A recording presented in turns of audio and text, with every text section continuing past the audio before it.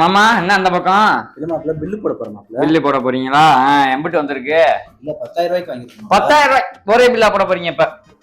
2500 2500 பிரிச்சு 4 பில்லா போடுறீங்க இப்ப. இல்ல மாப்பிள்ள கட்டப்பையா கட்டப்பை கொட்டப்பைக்கு நம்ம பேசிட்டு தாயா நீங்க எல்லாம் படிக்காதீங்க, மாடு மேய்க்க வாங்கலாம்னா கேக்குறாங்களா நம்மள? அதாவது என்ன ஆச்சா 2500 ரூபாய்க்கு மேல ஒரு ரூபா போனாலும் 18% ஜிஎஸ்டியா? 2500 ரூபாய்க்கு உள்ள இருந்துச்சுன்னா நமக்கு 5% தான் ஜிஎஸ்டி. அதான் 4 பில்லா பிரிச்சு போடு இருக்கு. உனக்கெல்லாம் எங்க அக்காவை கட்டி கொடுத்து வார கறிக்கோங்க உனக்கு ஒரு கேடு. என்னமா துளி கூட அறிவில்லை. இந்த லைட்டா புள்ளளவுக்கு உனக்கு புள்ளளவுக்கு அறிவு இருக்கா நாயே? செய்தி சொல்லி செருப்படி வாங்காத.